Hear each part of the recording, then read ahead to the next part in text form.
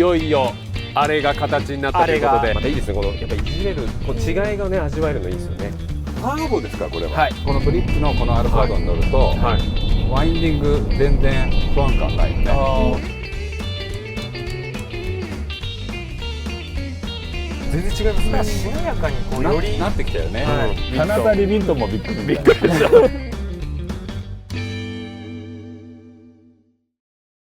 ゴミです。正体です。くまちゃんのスプーン。さあということでやってまいりました。もうとんでもないいい景色でございますけども、最高ですね今日。最高の景色、そしてこちら2台ありますよ車。はい。いよいよあれが形になったということで、はい。なんかお聞きしましたけども、はい、プレッシャーで1ヶ月ぐらい寝込んでたと。どこから聞きました？いやちょっとお聞きしたんですよ。なんか回ってきていろいろとバレてしまいました、ね。もう10円ハゲもできてみたいな聞きましたけどもね、いよいよそれが完成したということで、はい、じゃあもう早速ちょっともうまたね、はい、スペシャルゲストこちらお二方お呼びしてもよろしいでしょうか、はい、ということでご登場いただきましょう。折戸学さん、まやさんです。ありがとうございます。よろしくお願いします。いやありがとうございます。どうもどうも。お願いします。おはようございます。ロケというより富士山が最高ですね。いやそうなんですよ。このロケーションはないですよ。これはなかなかないですよ。この冬ですから空気澄んでますし、ね。もちろんだってブリッツの本社からは富士山見えるでしょ。あれ？ちょっと見えないかもしれない。見えない。見えない。お察しの方は若干気まずい感じのねあれはあります。さあ、折戸さん、いよいよサスペンション、こちらの前回ね8月ぐらいに乗りました。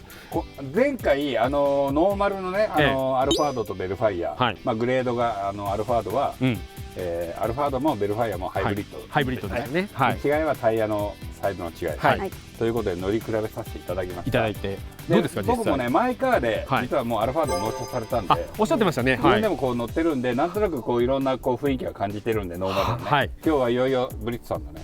そうですよ。ついにサスペンションが仕上がったということで、いろいろとその折戸さんもねご意見してくださってたっていうところも加味して今回新しくなったということで、そしてまやさん、まあ寝れるサスペンションということで、寝れるかちょっと楽しみですね。スリープインプレッションをね。スリープインプレッション。それね結構大事ですよ。大事ですよ。だってアルファードとかベルファイアっていうのはこの運転手のための乗り物というよりかはやっぱり後部座席に乗る人がいかに快適にそうですよね。その車の中の空間をねこの移動できるかっていうのがすごい大事じゃないですか。かなりでかい。その辺がブリッツさんどう考えてるのかが今日ちょっとこれまやさんかかってますから。これはもう言葉なく彼女を移しといてもらえる。気づいたら寝てるかもしれない。今日まあお仕事というところもあるかもしれないですけど、もう寝ちゃって OK なので、もう寝ちゃってくださいもう。さあそして塩谷さんあれですよね、今回ベルファイアの方がグレードがちょっと違うということで、こちら今回ターボ車ですね。これターボ。はいターボ車です。ターボですかこれは。はいハイブリッドではなく今回はパワースローというパーツがですね今回完成しまして、今ついてますか？今ついてます。はい。なのでそちらの方もちょっと体感していただきたいなと思いまして今回は。なるほど。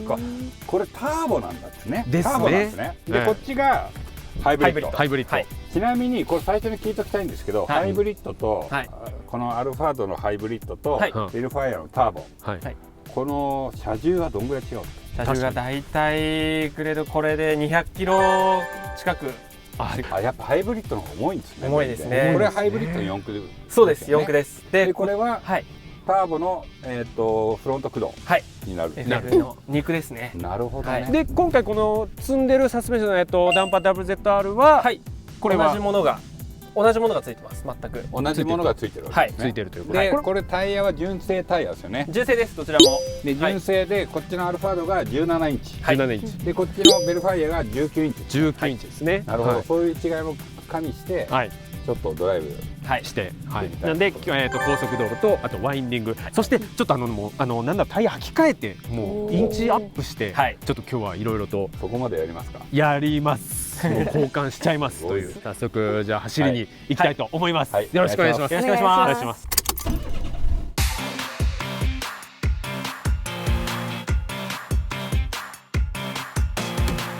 いや乗っておりますよ。もう高速道路でございますけども。またいいですね、このやっぱいじれるこう違いがね、味わえるのいいですよね。いやこのDSC っていうんだはい、っけ、DSC。これはね、俺もプリウスにつけてるけど、ありがとうございます。面白いよ。今がこれが10段10段。はい。そう今だから基準で言うと32段調整なのね。はい。そのうちの大体基準って16、16真ん中ぐらい。はい、真ん中、はい。また大体その辺にブリッツさん合わせていくんだけど、はい。今それに対してちょっと硬めの10段10段っていうと、はい。まあ硬い方向になるな。そうですね。そうですね。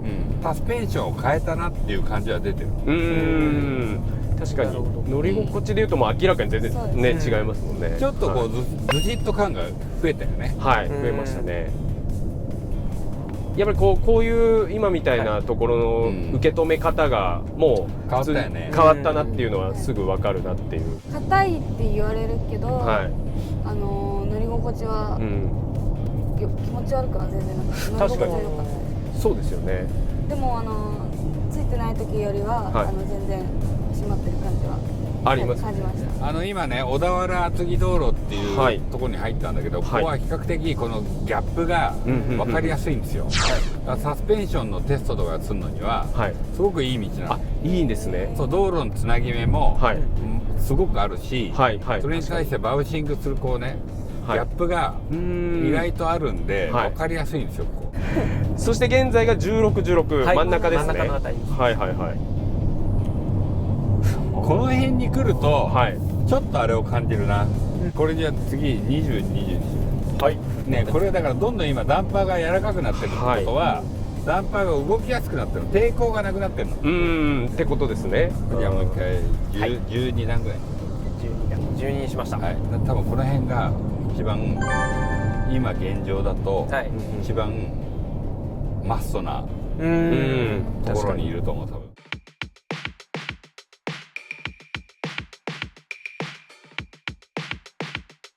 今、パッと乗って、多分後ろに乗ってる人たち、あんま気にならないでしょ。全然気にならないですね。気にならないでしょ。まず車重が200キロ違うらしいの。アルファードのこの重さを感じないよね、こっちの方がね。ですね。これ12、へえ。これだからむしろ16、16にしてみて。これが今16、16ですね。ほら。さっきよりもしなやかさ出たでしょ。しなやかですね。12、12にするとちょっと硬い感じあったけど、今16、16だと全然いいじゃんみたいな感じでしょ。今の分かるでしょ。つなぎ目とかすごい分かるでしょ。だから全然違うぐらい変わる。いい意味で変わるんだよ。もの自体は一緒ですもんね。そうです。ダンパーの仕様としては全く同じものがついてます。これは単純にそのアルベルの違いもあるんだけど、やっぱハイブリッドとかそのハイブリッドなしとか、その車重の違い、車重が重いとそれだけこう重力でこうもう車高がこう落ちちゃうじゃない。そこの違いがすごい出てる。だからこれ今さっき聞いたらさっきのアルファードよりもノーマルの段階でこっちの方が車高がちょっと高いんだって。それなぜかというと車重が軽いから。なるほど。だからこれも同じ車高に合わせてもこっちの方が微妙にちょっとやっぱ車高が高い。この微妙な車高の高さが乗り味に変わってくるってことですね。で例えばその車重の違いでこうじゃあ違うグレードを買われた方がこのじゃあダンパーのその減衰でまたそこのいいバランスを調整。減衰というよりか車重の違いでベースの推奨車高を変えるべき。推奨車高。要はダンパーのこの位置ですよってストロークのその数字があるでしょ。あの数字を変える。車高下がんないんですよ。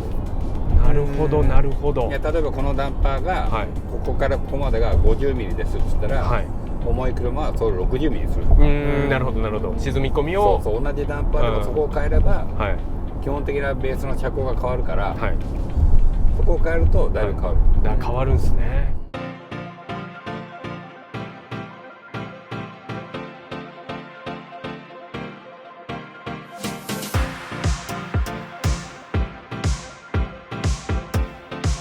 この純正のアルファードのノーマルの時のイメージは、高速道路をこう移動してる時は、めちゃくちゃ乗り心地が良くてしなやかでっていうのから、ワインディング来るとちょっと柔らかすぎるかなみたいな、そのイメージが今このブリッツのこのアルファードに乗ると、ワインディング全然不安感ないよね。全くね乗ってて確かにありますね。後ろでもあった気がする、前回は。ですよね。はい。だからやっぱこれ今10、12がちょうどいいよ。ちょっと固めの方のセット。フロントが少し固め。これいいっすね、いじれる。いや、いいね、やっぱり楽しい。あと細かいところで言うともう少し車高上げたいな。なるほど。それはこう理由としてはどういったところが？もうちょっとサスペンションのもう少しだけストロークが欲しい。ストローク量を増やしたいという。まあでもそれも調整あれですもんね。もちろん調整、車高調なので調整できるので、いやそれを一般の人って自分ではできないから、最初からもうこの車はこのぐらいが乗り心地とトータルでいいですよっていうのをメーカーが出してあげて、あとほら車高を下げたい人はもうそこから先は自由な話になるから。いやなんでじゃあアルファード乗ってる人がサスペンション変えるんですかっていう理由がじゃあ何なんですかっていう話。確かに。でもやっぱりこうちょっとカスタムしたいなって人は少しやっぱ車高を下げたいわけじゃん。そういった意味でこうサスペンションを変える人がほとんどでしょ。そうですね。ですね。ノーマルでいいよって人は別に変える必要はないんだから。そうですね。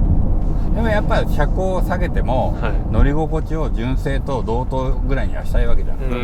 確かにそこスポイルしてしまったら。そうそこが一番やっぱ大事なことだよね。重要ですね。別にこれでサーキット走るわけじゃないんだから、硬さよりも間違いなく乗り心地の方が重要なわけだからさ。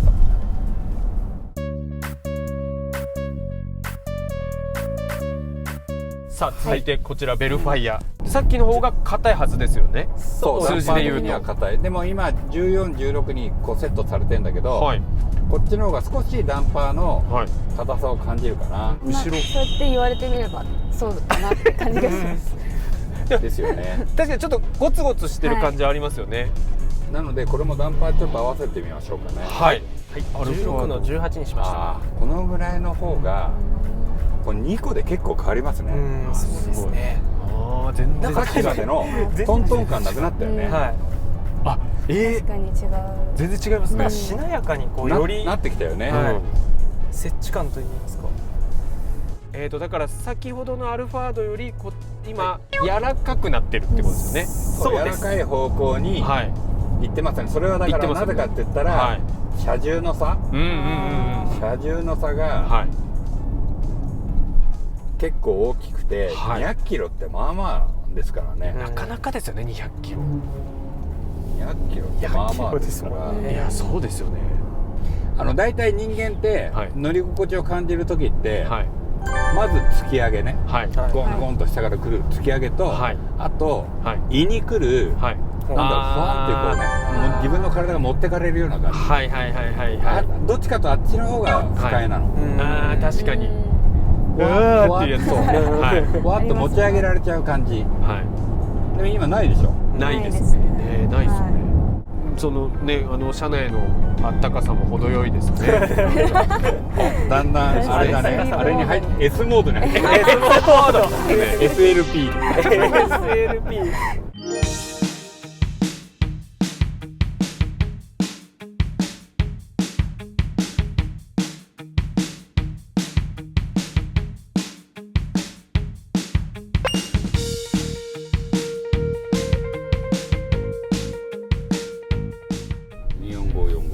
24545です。やっぱタイヤでかいんだな。そうですね。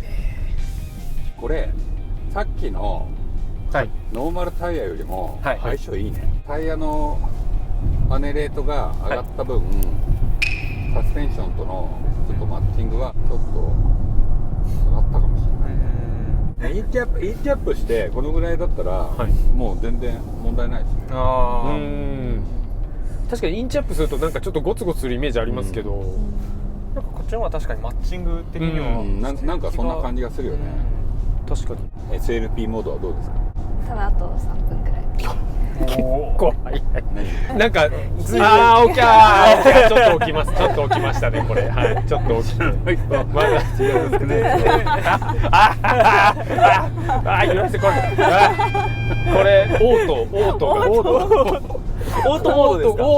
ドが GR がこれちょっときますよ今の動き。SLP 解除されて GR が今。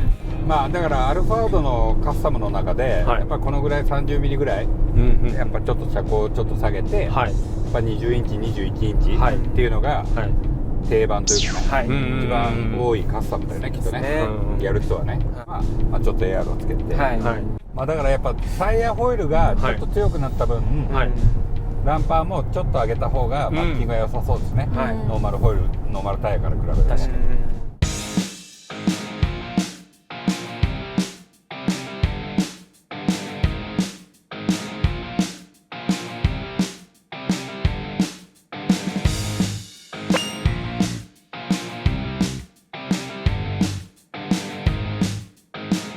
あ、もうねこの瞬間からタイヤが違うなって感じさっきの20インチは、比較的そのしなやかな20インチだったんでね、こっち今履いたのは、もう多分今後ろに乗ってる方も分かると思うけど、ちょっとタイヤが強い感じするでしょ。しますします。合成感というか、ゴツゴツ感は感じますね。だけど俺これ嫌いじゃないな、このぐらい自然とさ下りだからさ、それなりにスピードに乗ってくるんだけど、ドライバー的には不安感はない、やっぱり21ぐらいになると、どうしてもこの車重を支えるために、タイヤの合成が上がってるんで、どうしても乗り味はちょっと若干こうちょっと強くなっちゃうかな、このやっぱ21になってこれスポーツモデルのタイヤってねちょっとね、そうですね、さらにそうするとやっぱりちょっと強さが感じるのかな、ちょっと11いってみようか。もう一番硬いやつですね。うわ、どうなるかと思いますからね。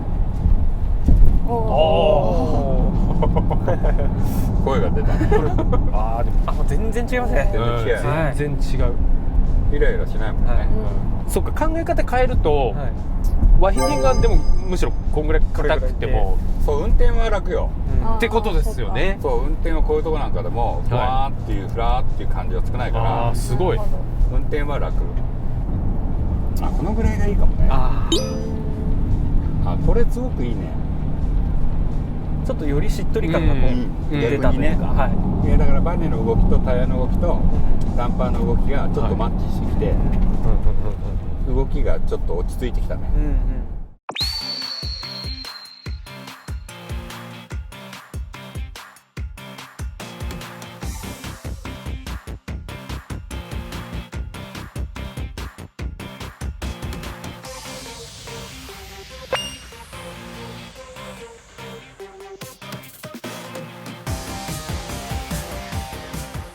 さあ今回は、ブリッツさんの、パワスロというパーツですね。いや聞きますよ。でこれの特徴としてはパワー、ブーストアップでパワーをアップしてあげるのと、あとスロットルコントローラーとしての役割もあるので、これ今まだオフ状態ですよね。そうです。オフ状態。これちょっと途中で U ターンして、上りでそのねスイッチを入れた瞬間がすっごい分かりやすいんで、まずノーマルでいって入れたらどうなるか。じゃあいきますよ。少しスピード上げました。ほら、分かった？今ふってこう来たの。分かりました。もう一回オフるよ。重くなった。ちょっと同じギアでね。いきますよ。ちょっと安定したところから入れるよ。今うーってなったの分かるかな。分かりますね。分かった。最初のもう全然速いもん。速い。これはめちゃくちゃ効果あるねこれ。ベルファイアですもんね。そうですね。これでちなみになんですけど、だいたい30馬力近くそんな上がってます。スイッチオンオフだけで。そうです。もともとノーマルっていうのはどのぐらいなの？カタログでだいたい270とかくらいになったんですけど、300馬力ぐらいになるってこと？近くに出ますね。後ろでも分かるっていうの。すごい分かりました。結構違いますよね。違います。だから SLP は全然これはもう違いましたね。また別の作動しなかったから。楽しんじゃいました。本当に。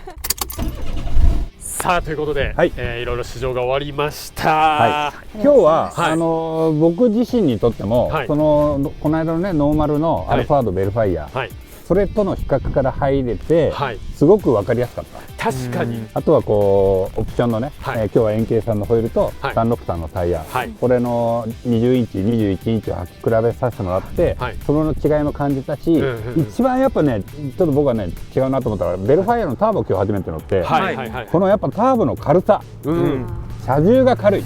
確かに車重が軽いのとそこに来るターボのそのトルク感、車重がねハイブリッドとターボで200キロも違う。200ですよ。200キロ違うって、これまあ2トン超えの車ですけど、200キロ違うと相当違う乗り味になるんで、200はもうそうだからそれに対応してブリッツさんもねまあいろいろ話はしましたが、推奨する車高であるとかね、そういうのを車によって調整すると、さらにこうね、そうですね、車の良さ、サスペンションの良さが出るかなと思いましたね。もうだからずっとそのねこう運転しながらこういろいろこうなんか調整して乗り味こうでこうでこうでというこのなんていうのある意味遊びというかまあ楽しみながらっていうのもすごくありましたね。DSC は絶対必要だね。これちょっとマストですよね。このねアルファードベルファイアにもしまあ他の車種もそうなんだけど、あれがついてるだけで、これ僕も毎回プリウスで使ってますけど、めちゃくちゃいいのよ。いや本当にすごくいい、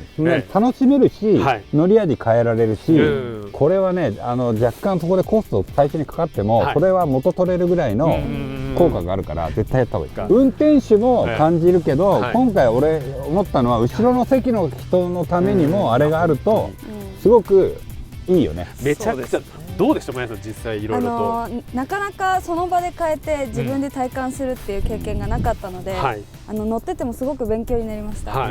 だしこう分かりやすかったですよね。分かりやすかったです。数字がこう変わって、でさらにそれに合わせてこう動き出してっていうのはすごい分かりやすかったですね。まあだから今日のサスペンションはおおよそノーマルの車高から30ミリぐらいダウンですね。だから一番こう狙いどころですね、このアルファードぐらいでね。そうですね。アルファードでやっぱ20ミリっていうとあんまり変化感じないけど、30ミリぐらいだとやっぱちょっと低いなっていう感じ。確かに。それでこの乗り心地を出せればすごくいいんじゃないのかなと。いやかなりね、ちょっとこれは本当に。ちなみにこう発売日というかって大体ってあるんですか。DSC プラスこれのモデル、今回乗ってもらったモデルはちょっと来年の初め頃で、モーターがない方のベースとなる WZR の方はもう今月12月の末にはこれ動画で見ていただくと分かるんですけど、本当にもういじり倒してね、もういや俺自分でやってないけど、ちょっとこれやってこれやって、はい何番何番。あんまりないですよこのタイプのよね。あとベルファイアのパワースロー、パワースロー、これもねすごかったです。もうターボのベルファイアターボの人は絶対つけた方がいい。いやだって本当織戸さんが少しこうじゃあちょっと走るねっていうタイミングの時、これちょっとこのまま MF ゴースト出れるんじゃないかぐらい、そんぐらいスポーティーな走りをね、随分な巨体でベルファイアあの仕様だったらなんだっけ、ディーゼル・ワシントンじゃなくてなんだっけ、リビントンに勝てますよ。リビントンに勝てる。これはだから早急にちょっと重野さんに書いてもらいます。ベルファイアが MF ゴーストに出てきたら結構ウケるぞ。嘘だってなりますけど、カナダリビントンもびっくり。今のは何ですか。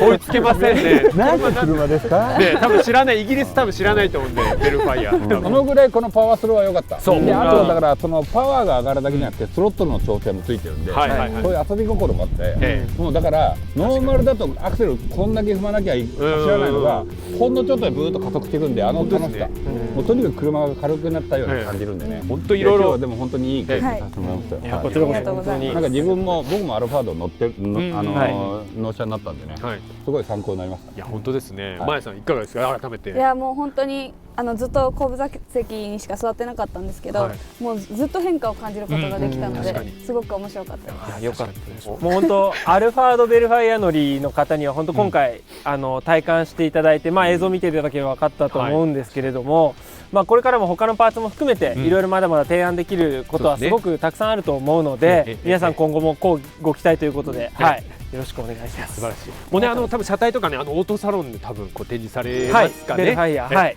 ぜひぜひそちらもね。運転席には多分ベッケンバウアーが乗ってる。